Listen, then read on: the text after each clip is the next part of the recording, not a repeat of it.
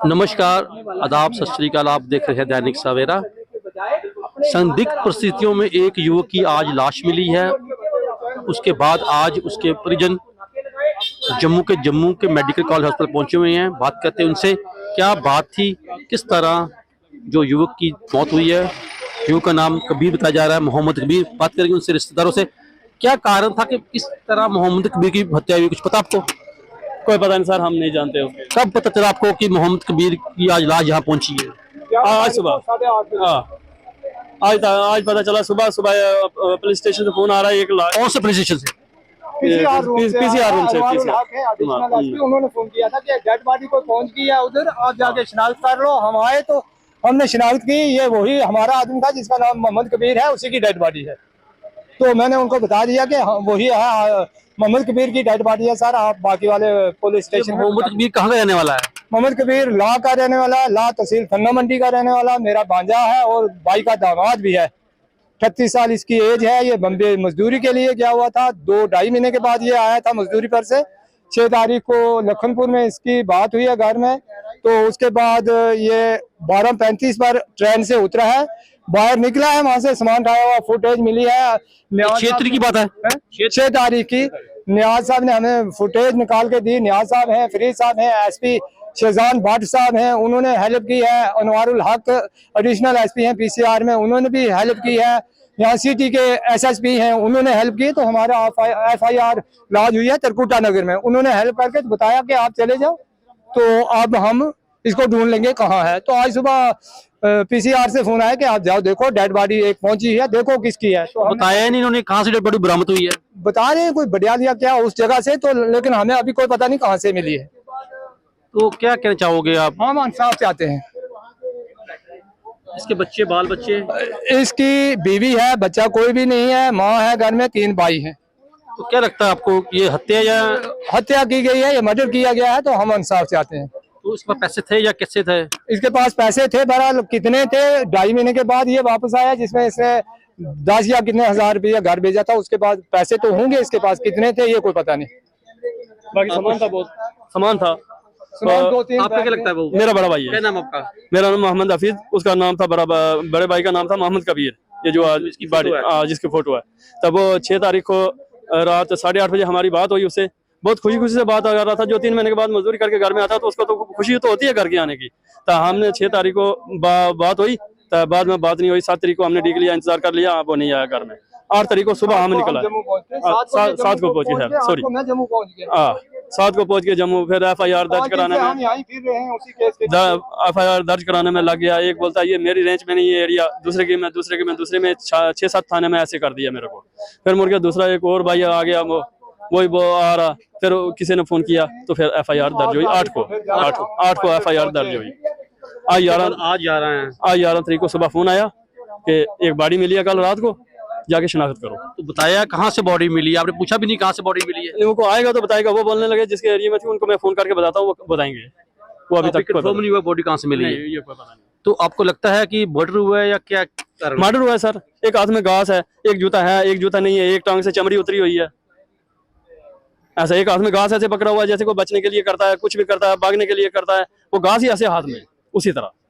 तो आप चाहते क्या हैं? इंसाफ चाहते हैं। ये थे मोहम्मद कबीर के भाई, जिनका कहना था कि उसके भाई की हत्या हुई है और जो बॉम्बे था, 2.5 महीने बॉम्बे रहने के बाद जब वो वापस जम्मू आया, घर पहुंचने से पहले उसकी हत्या कर दी गई। और उनका कहना था कि पुलिस इस मामले पर दखलंदाजी करे और तफ्तीश करे कि ये क्या कारण था। हमारे साथ ये खड़े हैं एक समाज सेविक डबगोत्रा जी। डबगोत्रा जी, क्या कहेंगे आप तो बहुत पुराने इस संस्था से जुड़े हुए हैं, अस्पताल से जुड़े हुए हैं, आपकी क्या कहेंगे इस बारे में? सिर्फ हर चीज को रिपीट नहीं करूंगा, क्योंकि हर एक ने कहा कि जहां पे डेड बॉडी आई है, मर्डर हुआ है, ये मैटर ऑफ इन्वेस्टिगेशन है। मैं सिर्फ इतना कहूंगा, क्या मीडिया जहां पे कवर कर रहा है तो किसी ना किसी ने तो फोन किया होगा। क्या वो क्रिमिनल हो गया? लोगों की आवाज प्रशासन तक पहुंचाने में क्रिमिनल हो गया? अगर क्रिमिनल है तो तभी उसको रोका जाता है ना। परसों ही मैंने इनको एक सजेशन दी थी कि जो 2 घंटे के बाद जहाँ पे डेथ होती है उसकी फाइल बन जाती है। डेथ होती है तो उसकी डेड बॉडी जहाँ पे आ जाती है। फिर लेट लतीफ़ी शुरू हो जाती है सबसे पहले कि पुलिस वाले लेट पहुंचते हैं, उनकी भी अपनी फॉर्मेलिटी रही होगी। चलो जहाँ पे पहुंच भी गए पुलिस वाले, तो फिर पुलिस वालों को जो अधिकारी होगा उसको वहाँ पे जाना पड़ेगा जिस वार्ड में वो एडमिट था, वहाँ से फाइल निकालनी पड़ेगी। फिर वो फाइल उनको सिक्योरिटी के तौर पे उनका आई कार्ड रख के देते हैं। फिर वो अधिकारी नीचे आएगा और उसके अटेंडेंट जो डेड बॉडी के साथ होंगे उनको बाहर भेजा जाएगा फोटो स्टेट करवाने के लिए। अब जिसकी डेड बॉडी जहाँ पे है तो वो फोटो स्टेट कराने के चक्कर में रहेगा। फिर उसके बाद क्या होता है कि अगली कार्रवाई है कि पोस्टमार्टम होके एम्बुलेंस प्रोवाइड करवाना, जो अगर हम मोहम्मद कबीर की बात करें नहीं होती है। आप क्या कहेंगे, क्या कारण था? आपने इन्फॉर्मेशन दी, पुलिस प्रेस को भी दी, उसके बाद ये पुलिस पहुंची है। ये कोई बॉम्बे से आ रहा था, लेबर का काम करता होगा, वहां पे रेलवे स्टेशन तक सही पहुंचा है जो सीसी फुटेज आई है। उसके बाद इनको मालूम पड़ता है कि जहाँ पे डेड बॉडी रखी है आप शिनाख्त करो और शिनाख्त हो जाएगी। जो बात मैं कहना चाहूंगा कि आज हाहाकार जहाँ पे मचा है, ये तड़फ रहे हैं। क्यों तड़फ रहे हैं? कि इनको डेड बॉडी लेके घर जाना है और उसका जनाजा करना है। तो जो लेट होने का तरीका मैं आपको कह रहा था, एक तो फाइल नहीं मिलती, फाइल मिलती है तो फिर उसको फोटो स्टेट करवाने जाना पड़ता है।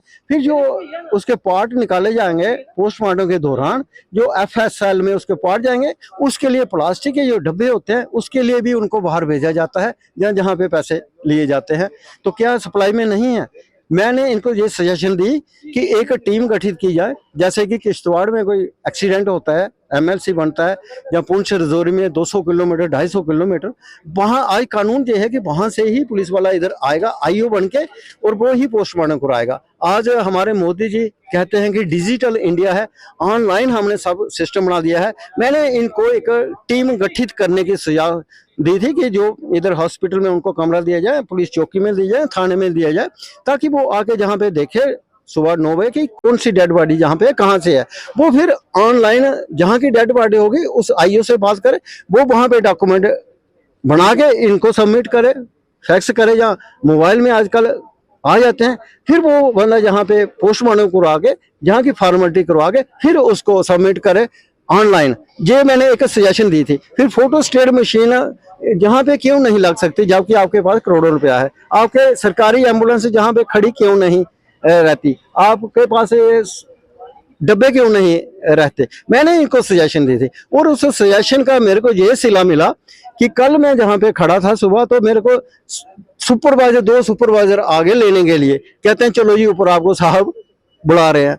उस वक्त मैं साहब नाम नहीं लेते, रामपाल लेते हैं, रामपाल का नाम। तो बैठे होते हैं सुप्रीडेंट के कमरे में। मैंने बोला रामपाल कहाँ बैठे? कहते सुप्रीडेंट के कमरे में। मेरे को लेने के लिए आते हैं। लेकिन एक मथुआर की डेड बॉडी थी, आपने भी देखा होगा कि वो मशीन में कोई दुपट्टा फंस गया, गर्दन उसकी अलग हो गई थी, बॉडी अलग हो गई थी, वो उनके पास नहीं थे पैसे, तो उन्होंने हमें अप्रोच किया। हमने डेड बॉडी लेके मथुआर छोड़ के आए हैं। तो मैंने ये जरूरी नहीं समझा कि मैं पहले इनकी बात सुनूं, फर्स्ट प्रेफरेंस हमने देनी है नीडफुल वर्सन को। तो उसके बाद शाम को क्या होता है कि मैं इमरजेंसी के बाहर खड़ा रहता हूँ और ये हॉस्पिटल एडमिनिस्ट्रेशन बार बार पुलिस को तंग करती है, जो चौकी है, कि ये सोमनाथ डबगोता चिट्टे पजामे कुर्ते वाला ये जहाँ पे नजर नहीं आना चाहिए। क्या इमरजेंसी के बाहर खड़े होना, जहाँ पीछे मोर्चरी में खड़े होना, क्या क्राइम है? मैंने कहा कि अगर मैं क्रिमिनल हूँ तो मेरे खिलाफ FIR लो, कंप्लेन कराओ, IO बनाओ, इन्वेस्टिगेशन होगी। अगर मैं क्रिमिनल पाया जाता हूँ तो मेरे को कानून के मुताबिक सजा दी जाए। ऐसे with the help of police मेरे को परेशान ना करे। ये थे डबगोता जी, जिन्हों का कहना था कि हम लोगों की मदद के लिए पहुंचे हुए हैं, हम लोगों की मदद करना चाहते हैं। जो लोग यहाँ सफर कर रहे हैं, जैसे आज आपने इंसिडेंट देखा कि संदिग्ध परिस्थितियों में एक युवक की मौत हुई है और उस मौत के बाद उस डेड बॉडी को पहुंचाने के लिए यहाँ इंतजाम नहीं है, इनका ये कहना है। इनका कहना है कि अगर हम जो समाज सेवी ये काम करते हैं, डिपार्टमेंट की तरफ से हमें काम करने नहीं दिया जा रहा और पुलिस प्रेशर पाकर हम यहाँ से दूर भगाने की कोशिश की जा रही है। ये आरोप था डबगोत्रा जी का। आप देख दैनिक सवेरा, कैमरामैन विकास भट्ट के साथ सरबजीत सिंह, जम्मू।